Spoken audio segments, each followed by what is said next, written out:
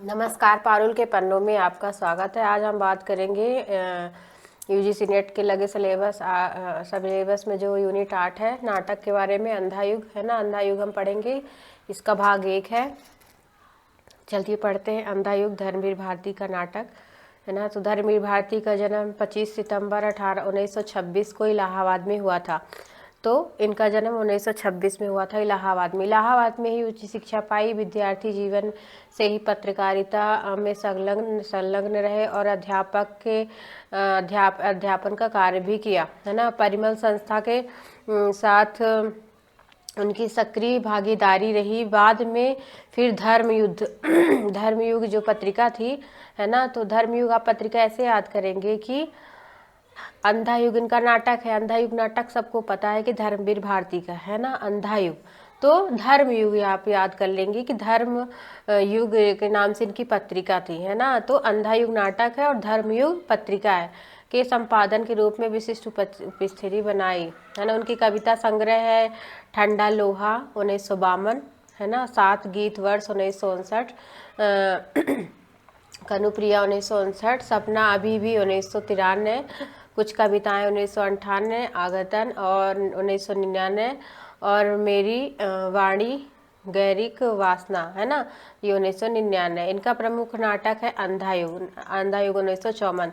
कहीं कहीं इसका जन्म 19 जो सन है उनका 1955 मिलता है, कहीं 54 मिलता है। ठीक है, तो आप 1955 ही मान के रखिए। 1954 मिलता है तो 1954, अगर ऑप्शन में 1955 नहीं है तो आप 1954 में लगा सकते हैं। ऐसे अंजो दीदी नाटक का भी सन ऐसे दिया है, दो तीन जगह 1954 1955। ठीक है, आगे चलते हैं। इनके कहानी संग्रह मुर्दों का गांव 1946, स्वर्ग और पृथ्वी 1949, चांद और टूटे हुए लोग 1955, बंद गली का आखिरी मकान है ना। तो इनका कहानी संग्रह है बंद गली का आखिरी मकान 1969, सास की कलम में समस्त कहानी संग्रह है 2000 में आया।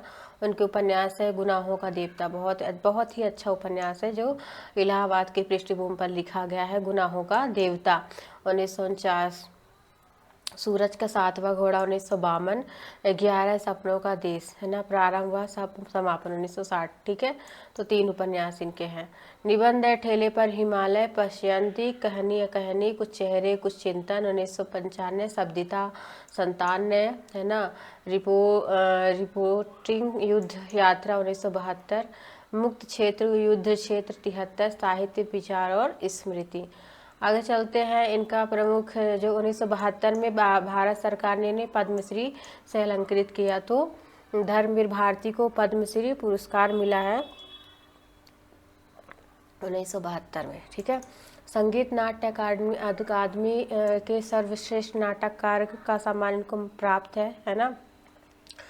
और भारत भारती पुरस्कार मिला है, महाराष्ट्र का गौरव और व्यास सम्मान। ठीक है, अंधा युग का चलते हैं। तो इनका अंधा युग 1955 में 19 इसका सन है। धर्मवीर भारती गीत नाट्य है ये।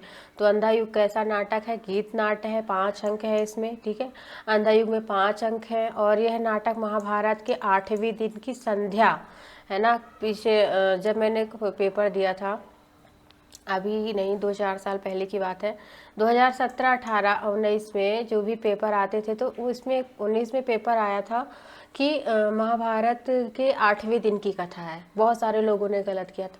8वें दिन की संध्या से लेकर है ना, संध्या से लेकर प्रभात तीर्थ के कृष्ण की मृत्यु के क्षण तक का चित्रण है ना। तो ये महाभारत के 8वें दिन की संध्या से इसका चित्रण है। ठीक है, ये प्राचीन इसमें जो कथन है कि ये अंधा युग के नाटक के बारे में कि प्राचीन महाभारत की कथा को लेकर आधुनिक समस्याओं का चित्रण किया गया है ना। आधुनिक समस्याओं को लेकर चित्रण किया गया है, तो प्राचीन महाभारत है ना। और द्वितीय विश्व युद्ध की विवेचना का चित्रण हुआ है। तो अंधा युग में द्वितीय विश्व युद्ध का चित्रण है। क्रम से लगाने के लिए क्वेश्चन आते हैं, ऐसे ही क्वेश्चन आते हैं। ठीक है, युद्ध किसी समस्या का समाधान नहीं है ना। इस नाटक के माध्यम से धर्मवीर भारती जी दिखाना चाहते हैं कि युद्ध क्योंकि जब ये नाटक लिखा गया था 1955 में, उसी टाइम पे द्वितीय विश्व युद्ध का समय चल रहा था है ना। तो जो युद्ध हुए थे तो उसी मतलब लिखे थे कि युद्ध किसी समस्या का समाधान, युद्ध नहीं होने चाहिए। फ्रायड के मनोविश्लेषणवाद का प्रभाव है इस नाटक में। अस्तित्व का प्रभाव, अस्तित्ववाद का प्रभाव है। अब विष्णु पुराण का चित्रण लेखक ने किया है। तो ये इस नाटक को लिखने में धर्मी भारती जी ने विष्णु पुराण का सहारा लिया है। ये आते हैं क्रम से कि क्या क्या अंधा युग के बारे में सही है ना। चलते हैं आगे। अनास्था पर आस्था की विजय, अनास्था पर आस्था की विजय, द्वितीय विश्व युद्ध का वर्णन। इसके प्रमुख पात्र विश्व मुख्य है, जैसे अश्वत्थामा है ना, अश्वत्थामा है इसमें, गांधारी है, धृतराष्ट्र है, विदुर है ना। तो अश्वत्थामा कौन है? ये द्रोणाचार्य के पुत्र हैं। अश्वत्थामा जो द्रोणाचार्य थे उनके पुत्र हैं अश्वत्थामा। गांधारी हैं, धृतराष्ट्र है ना, कौरवों के राजा हैं। विदुर हैं इसमें, विदुर जो है ये धृतराष्ट्र के भाई हैं, मतलब ये दासी पुत्र थे, ठीक है। और युधिष्ठिर है ना, गौर पांडव है ये। और कृपाचार्य है ना, कृपाचार्य कृपी के भाई, मतलब कृपाचार्य जो है ये अश्वत्थामा के मामा है ना। कृपाचार्य, क्योंकि अश्वत्थामा के पिता का नाम गुरु द्रोण था और द्रोण की पत्नी का नाम था कृपी है ना, और कृपी के भाई का नाम था कृपाचार्य है ना। तो ये कृपाचार्य है। कृतवर्मा है ना, कृतवर्मा ये यादव थे और कौरवों की तरफ से लड़े थे है ना। संजय हैं जो दिव्य दृष्टि जिनको प्राप्त है, और ये संजय गांधारी और धृतराष्ट्र को बैठ के युद्ध का हाल सुनाते हैं। वृद्ध याचक है ना, वृद्ध याचक है जो भविष्यवाणी करता है। प्रहरी 1 प्रहरी 2, यहाँ पे जो प्रहरी हैं ये बूढ़े प्रहरी के रूप में इनका चित्रण हुआ है, ठीक है, बूढ़े प्रहरी के रूप में। गूंगा भिखारी है, एक भिखारी है गूंगा है जिसकी अश्वत्थामा मतलब मारता है, बाद में पढ़ेंगे आगे। और व्यास है ना जो अश्वत्थामा को श्राप देते हैं। कृष्ण है, बलराम है, ठीक है। इतने सारे पात्र हैं। आगे चलते हैं, अंकों की संख्या है। पहला अंक है कौरव नगरी है ना, कौरव नगरी पशु का उदय, कौरव नगरी, पहला अंक कौरव नगरी पशु का उदय। तीसरा अश्वत्थामा का अर्ध सत्य। अंतराल बीच में अंतराल है, तीन अंकों के बाद चौथे अंक में अंतराल आ गया है। पंख, पहिए और पट्टियां, ये अंतराल है। फिर चौथा है गांधारी का शाप। पांचवा है कि विजय, एक क्रमिक आत्महत्या और समापन, प्रभु की मृत्यु। आप कैसे याद करेंगे, क्योंकि ये क्वेश्चन आता है, हर बार आता है और ये आ भी चुका है कि क्रम से लगाइए है ना, अंधा युग नाटक के अंकों को क्रम से लगाइए।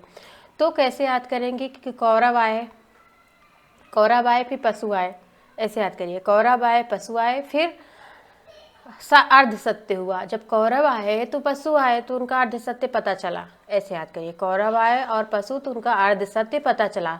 3 अंक हो गए। चौथे में पंख, पहिए और पट्टियां, ऐसे याद करिए कि तीसरे अंक में 3 चीजें हैं, पंख है, पहिए हैं और पट्टियां हैं। तीसरे अंक में पंख, पहिए। तो पहले कौरव आए, कौरव पशु अर्धसत्य है ना, कौरव नगरी पशु का उदय, अश्वत्थामा का अर्धसत्य, पंख, पहिए और पट्टियां। फिर गांधारी जी श्राप देती है चौथे अंक में, गांधारी का श्राप। 5वें अंक में विजय, क्रमिक आत्महत्या। जब गांधारी श्राप देती है तो आत्महत्या हो जाती है और प्रभु की मृत्यु है ना। तो 5 अंक है। समापन कब किस में होता है, तो प्रभु की मृत्यु में होता है, ठीक है। प्रभु की मृत्यु जब होती है तो क्वेश्चन ऐसे भी आएगा कि प्रभु की मृत्यु जो होती है किस अंक में है, तो अंक नहीं है ये समापन है, ठीक है, ये समापन है और 5 ही अंक इसमें है। फिर चलते हैं, मानवीय पतन का चित्रण किया गया है। बेरोजगारी, भुखमरी, मतलब इस नाटक के माध्यम से धर्मवीर भारती जी दिखाना चाहते हैं कि द्वितीय विश्व युद्ध के बाद किस प्रकार वो हो जाता है, मानवीय पतन होता है, बेरोजगारी, भुखमरी और व्यक्ति अनास्था का शिकार हो जाता है ना। द्वितीय विश्व युद्ध मतलब किसी भी समस्या, लड़ाई किसी भी चीज़ की समस्या का समाधान नहीं है ना। इसकी भूमिका में चलते हैं। अंधा युग कदापि न लिखा जाता है। भूमिका इसलिए हम लेके आए क्योंकि पेपरों में भूमिका से क्वेश्चन आते हैं। अंधा युग कदापि न लिखा जाता, यदि उसका लिखना न लिखना मेरे बस की बात रह गई होती। इस कृति का पूरा जटिल वृत्तांत मेरे अंतर्मन में उभरा और तो मैं असमंजस में पड़ गया था। थोड़ा डर भी लगा, थोड़ा डर भी लगा कि इस अभिशप्त भूमि पर एक कदम भी रखा कि फिर बचकर नहीं लौटूंगा। ऐसे धर्मवीर भारती कह रहे हैं कि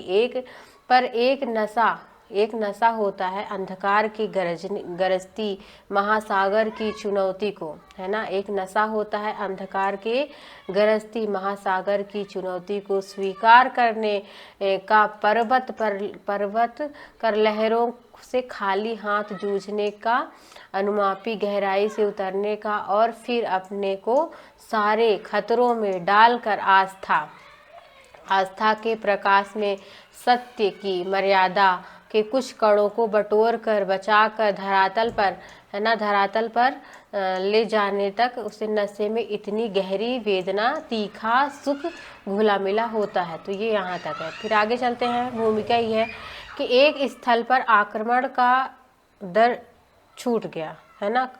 कुंठा, निराशा, रक्तवाद, प्रतिशोध, विकृति, है ना, अंधापन, इसे हिचकिचाहट क्यों नहीं, इन्हीं में सत्य के दुर्लभ सद छिपे हुए हैं, है ना।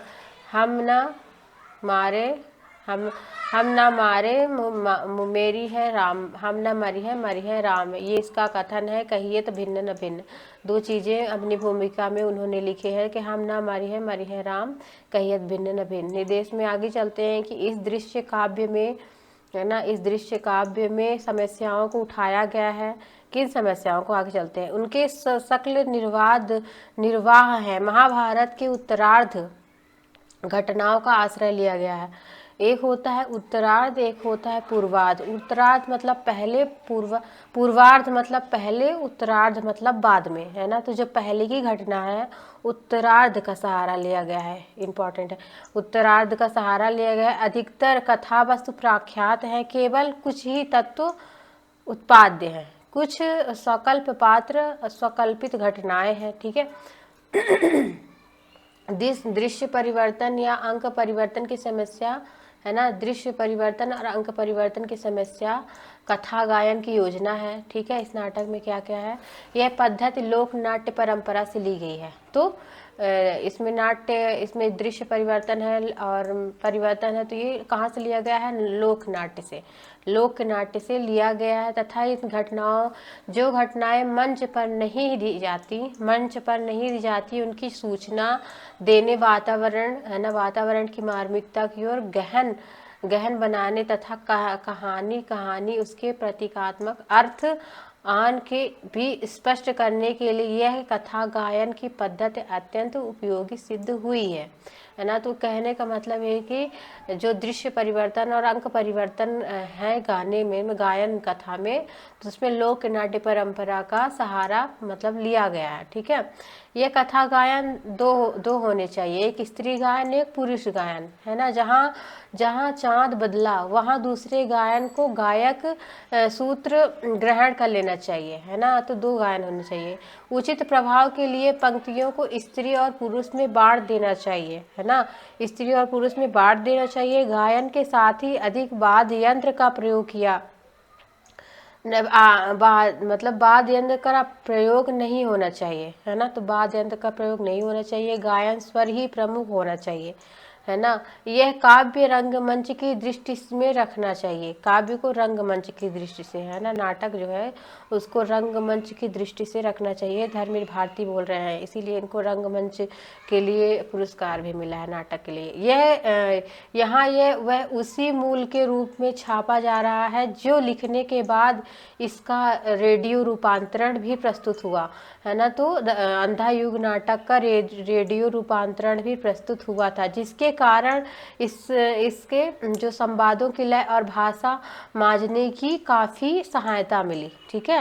बच्चन सिंह लिखते हैं कि विश्व युद्ध की विभीषिका, है ना। बच्चन सिंह लिखते हैं कि जो अंधा युग नाटक है उसमें क्या है, तो द्वितीय विश्व युद्ध की विभीषिका है, अस्तित्ववादी दर्शन का प्रभाव है और भारत पाकिस्तान युद्ध का प्रभाव है। जो भी मतलब इस नाटक में लिया गया है, तो भारत पाकिस्तान, ये क्वेश्चन आपको आएगा कि 1955 में धर्मवीर भारती ने अंधा युग लिखा, उसके कथन को सही चुनाव कीजिए, है ना।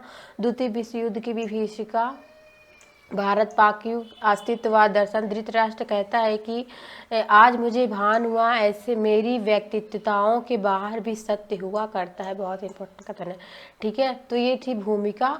आगे हम चलेंगे, दूसरा भाग लेके आएंगे, ठीक है। धन्यवाद। लाइक शेयर और सब्सक्राइब कीजिए।